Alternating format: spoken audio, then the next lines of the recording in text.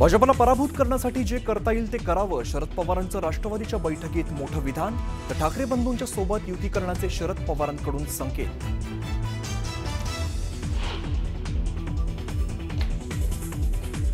दिल्लीतून आदेश आल्याशिवाय मनसेला आघाडीत घेणार नाही, संजय राऊतांचं मोठं विधान. तर शिवसेनेला आणि मनसे आधीच एकत्र, कोणाच्या परवानगीची गरज नाही, ट्विटच्या माध्यमातून राऊतांचा दावा.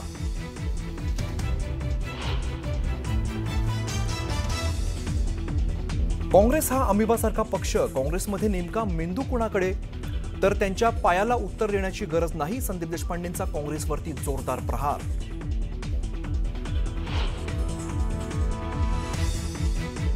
मनसेसोबत वैचारिक मतभेद, मात्र भाजपला हरवण्यासाठी आघाडी करायला आम्ही सकारात्मक, मनसेला सोबत घेण्याबाबत वडेट्टीवारांची गायकवाडांच्या विरोधातली भूमिका.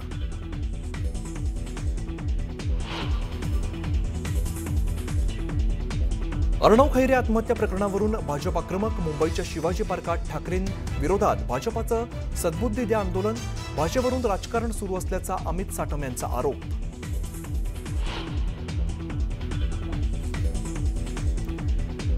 भाजपला संवेदनाच नाहीत, आत्महत्येच्या दुर्दैवी घटनेचं राजकारण सुरू, संदीप देशपांडेंचा भाजपावरती सडकून प्रहार.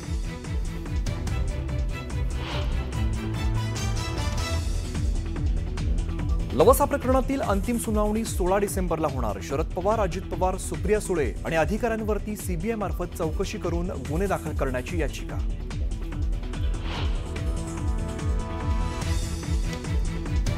धाराशिवमध्ये सोलापूर हैदराबाद महामार्गावरती भीषण अपघात, 5 जणांचा मृत्यू, 7 ते 8 जण गंभीर जखमी, जखमींवरती उपचार सुरू, 4 चाकीचं टायर फुटल्याने अपघात.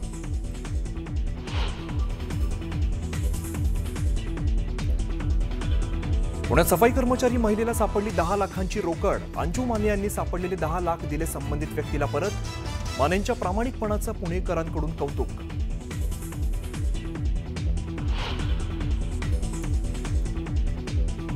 आणि हैदराबादमध्ये 2 माओवादी नेत्यांसह 37 जणांचं आत्मसमर्पण, तेलंगणाचे पोलीस महासंचालकांसमोर आत्मसमर्पण केल्यामुळे माओवादी संघटनेला मोठा हादरा.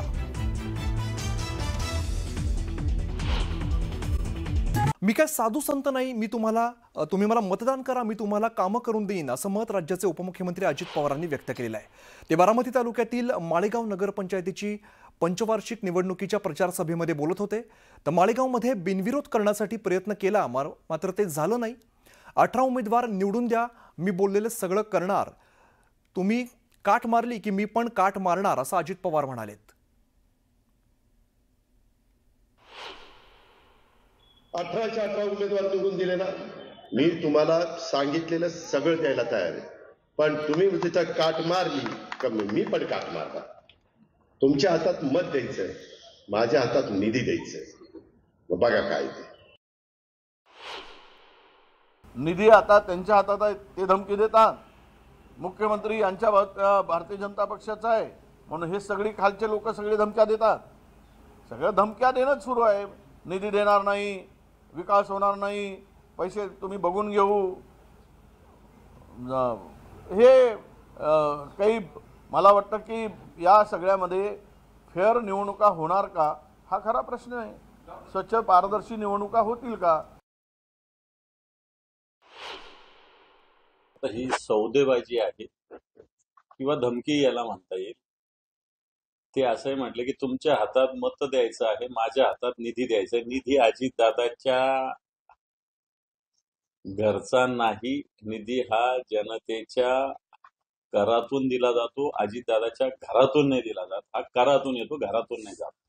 आणि त्यामुळे अजितदादा सारख्या जबाबदार, आता जबाबदार शब्द वापरावा नाही वापरावा मला माहिती नाही, परंतु अशी व्यक्ती जर अशा पद्धतीनं जनतेस धमकी देत असेल मतासाठी, तर निवडणूक आयोग काय करतं हा माझा प्रश्न निवडणूक आयोगाला आहे.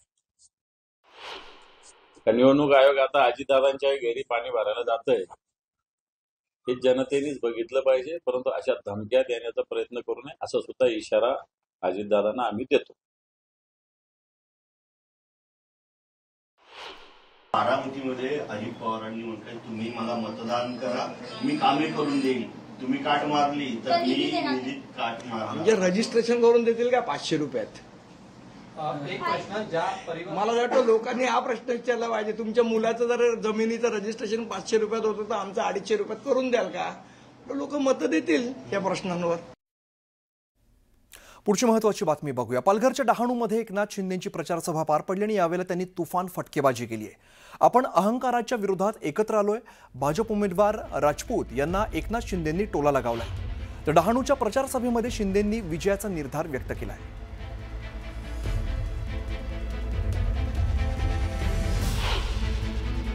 की डहाणूमध्ये आपण सगळेजण एकत्र आलेला आहात, एका अधिकारशाहीच्या विरोधामध्ये एकत्र आलेला आहात, अहंकाराच्या विरोधामध्ये एकत्र आलेला आहात. अहंकार तर रावणासारखा अहंकार होता, रावणाची लंका जळून खाक झाली अहंकारामुळे. आणि तुम्हाला 2 तारखेला तेच काम करायचं आहे, तेच काम करायचं आहे. मनसेसोबत आमचे वैचारिक मतभेद, मात्र भाजपला हरवण्यासाठी आघाडी करण्यासाठी आम्ही सकारात्मक असं मोठं विधान केलंय काँग्रेसच्या विजय वडेट्टीवारांनी. शरद पवार आघाडीला घेऊन सकारात्मक आहेत. राज्यामध्ये काही ठिकाणी मनसे काँग्रेससोबत निवडणूक लढतेय. मनसेला सोबत घेण्याबाबत चर्चा सुरू आहे असंही वडेट्टीवार म्हणालेत.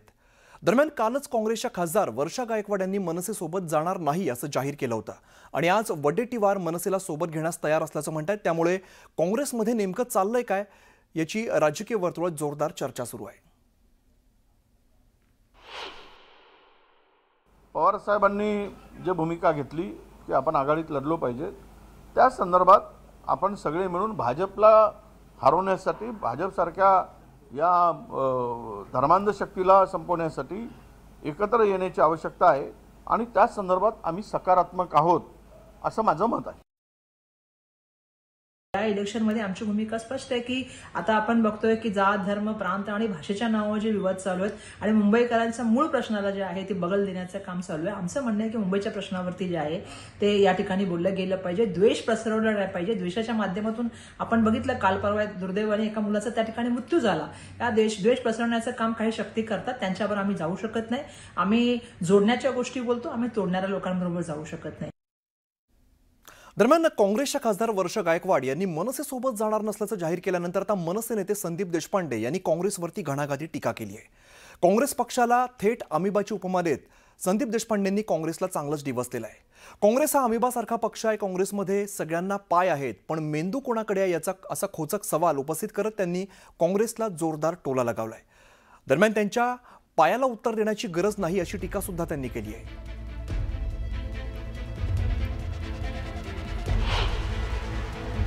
काँग्रेस पक्ष हा अमिबासारखा आहे, इथे पण पाय आहे, इथे पण पाय आहे, इथे पण पाय आहे, इथे पण पाय आहे, इथे पण पाय आहे. एक पाय इथे चालतो, एक पाय तिथे चालतो, एक पाय तिथे चालतो, एक पाय तिथे चालतो. मुळात ब्रेन त्यांच्याकडे कोणाकडे आहे, म्हणजे मेंदू म्हणजे निर्णय क्षमता या पक्षात कोणाकडे आहे, पायांकडे आहे की मेंदूकडे आहे? वडेट्टीवारांचा पाय म्हणतो असं करूया, वर्षा गायकवाडांचा पाय म्हणतो असं करूया, भाई जगतापांचा पाय अजून तिसरीकडे चालतो, असलम शेखचा पाय चौथीकडे चालतो. मेंदू कोणाकडे आहे? पाय सगळ्यांचेच चालत आहेत, मेंदू कोणाचा चालणार आहे? आमचा पक्ष महाविकास आघाडीचा भाग नाही, हे काल मी स्पष्ट केलं, आज पुन्हा सांगतो. आम्हाला अजूनपर्यंत कोणाचाही अधिकृत प्रस्ताव कोणाच्याही मेंदूकडनं आलेला नाही. हे जे काय बोलतायत ते अमिबाचे पायच बोलतायत. अमिबाचा मेंदू काही बोलायला तयार नाही. त्या दिवशी मेंदू बोलेल, त्या दिवशी आमच्याकडे ठोस प्रस्ताव येईल, त्यावेळेला योग्य तो निर्णय सन्मान्य राजसाहेब ठाकरे घेतील. अमिबाच्या पायांना उत्तर द्यायची गरज नाही. सगळ्यांचे अमिबाचे पाय आहेत, डिसिजन कोण घेणार आहे यांच्यातलं? यांच्याकडे एकाकडे हे नाहीये डिसिजन घ्यायची ताकद किंवा अधिकार. मला सांगा, हे डिसिजन घेऊ शकतात? वर्षा गायकवाड घेऊ शकतात, वडेट्टीवार घेऊ शकतात, बाळासाहेब थोरात घेऊ शकतात, हर्षवर्धन सकपाळ घेऊ शकतात का डिसिजन? जे डिसिजनच घेऊ शकत नाही त्यांच्या वक्तव्याला का महत्व द्यायचं आम्ही? बिलकुल ही भूमिका शिवसेनेची पण आहे, कारण आपल्याला कोणाला हरवायचंय, कोणाची मस्ती, कोणाची दादागिरी जिरवायची आहे. त्याच्यासाठी आपल्यात विभाजन करून चालणार नाही आणि म्हणून ही भूमिका आमची सुद्धा आहे. बिहारच्या निवडणुका संपल्यावर त्यांना मनसे म्हणजे बिहारच्या मतदारांना, उत्तर भारतीयांना, ज्यांच्यामुळं मनसेमुळं मतं मिळण्याची शक्यता नाही आहे आणि म्हणून पुन्हा एकदा जेव्हा उद्धव ठाकरेंनी राजसाहेबाला स्वीकारलं म्हणून आता काँग्रेसला पर्याय नाही. काँग्रेस ही पर्याय नसल्यामुळं या ठिकाणी असे आता वेगवेगळ्या पद्धतीचे वक्तव्य करत आहे, सोयीचं वक्तव्य करतात आहे. वडेट्टीवारांनी सोय बघितलेली आहे आणि काँग्रेस पार्टीसुद्धा सोयीचं बघत आहे. इकडे नगरपालिका निवडणुकीमध्ये अजितदादांची राष्ट्रवादी आणि शिंदेची शिवसेना एकमेकांच्या विरोधात निवडणूक रिंगणामध्ये उतरलेली आहे. दोन्ही पक्षांनी महायुतीत असून देखील एकमेकांच्या विरोधात शड्डू ठोकलाय.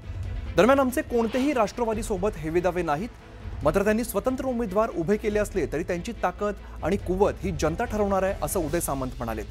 तर आम्ही कुठेही याची तक्रार करणार नसून आम्ही कोणताही आकांडतांडव करणार नाही, असंही सामंत म्हणालेत. पण असं म्हणतात की राष्ट्रवादी काँग्रेस पक्षाचा आणि त्यांचे काही हेवेदावे आहेत म्हणून राष्ट्रवादी काँग्रेस पार्टी त्यांच्याबरोबर नाही. महाडमध्ये आपण असं म्हणतो की शरद शेठ आणि त्यांचे काहीतरी हेवेदावे आहेत म्हणून राष्ट्रवादी काँग्रेस पार्टी त्यांच्याबरोबर नाही. महेंद्र थोरवेंचे आणि त्यांचे काहीतरी हेवेदावे आहेत म्हणून राष्ट्रवादी काँग्रेस पार्टी त्यांच्याबरोबर नाही. मग माझ्याबरोबर कोणाचे हेवेदावे आहेत? माझ्याकडे सुद्धा राष्ट्रवादी काँग्रेस पार्टीनं रत्नागिरीमध्ये स्वतंत्र उमेदवार उभे केलेले आहेत. राष्ट्रवादी काँग्रेस पार्टीनं रत्नागिरीमध्ये जे उमेदवार उभे केलेले आहेत हे किती ताकदीचे आहेत, किती कुवतीचे आहेत, ते जनता ठरवणार आहेत. त्याच्यामुळे आम्ही आकांडतांडव करत नाही आणि महायुती टिकण्याचा प्रयत्न करतो. पण माझ्याकडे देखील गुहागरमध्ये देखील अनेक ठिकाणी राष्ट्रवादी काँग्रेस पार्टीनं फॉर्म भरलेले आहेत. त्याच्यामुळे मला त्याचं काही दुःख नाही, उलट त्या उमेदवारांना माझ्या शुभेच्छा आहेत. आगामी मुंबई महानगरपालिका निवडणुकीच्या पार्श्वभूमीवरती शरद पवारांच्या राष्ट्रवादी काँग्रेसने शनिवारी एक महत्त्वाचा निर्णय घेतलाय. मुंबईमध्ये शरद पवारांच्या नेतृत्वाखाली राष्ट्रवादी काँग्रेसची महत्त्वाची बैठक पार पडली. या बैठकीत शरद पवार यांच्या पक्षाने निवडणुकीसाठी उद्धव ठाकरे आणि राज ठाकरे यांच्याशी युती करण्याचे संकेत दिले. सूत्रांच्या माहितीनुसार राष्ट्रवादीच्या आजच्या बैठकीत मुंबई महापालिका निवडणुकीत युतीसाठी उद्धव बाळासाहेब ठाकरेंच्या शिवसेनेशी चर्चा करण्याचा निर्णय एकमेकांना घेण्यात आलाय. तर भाजप सोडून इतर कोणासोबत युती करण्यास हरकत नाही, समाजवादी पक्ष किंवा मनसे सोबत देखील युती करण्यास हरकत नाही, अशी एकंदर भूमिका राष्ट्रवादीच्या आजच्या बैठकीत मांडण्यात आली आहे. महाविकास आघाडी व्हायची असेल तर मनसे नको, अशी भूमिका काँग्रेसकडून घेण्यात आली होती. तर शरद पवारांकडून बैठक घेऊन निर्णय घेण्याबाबत काँग्रेसला आश्वासनही देण्यात आलेलं होतं. त्यामुळे शरद पवार मुंबई महानगरपालिका निवडणुकीत कोणाच्या बाजूने मैदानात उतरणार याकडे राजकीय वर्तुळाचं लक्ष लागलेलं होतं. अखेर शरद पवार यांनी मुंबईत ठाकरे बंधूंसोबत युती करण्याचा निर्णय घेतल्याचं समजतंय. काँग्रेस येते की तुम्ही समजूत काढणार का की आपण एकजूट राहिलं पाहिजे जर भाजप विरोधात लढायचं? साहेबांची भूमिका दिल्लीपासून गल्लीपर्यंत स्पष्ट आहे की भाजपला पराभूत करण्यासाठी जे करता येईल ते करावं. तुम्ही समजूत काढणार, मनसेला सोबत बोललो तेवढंच बोलू.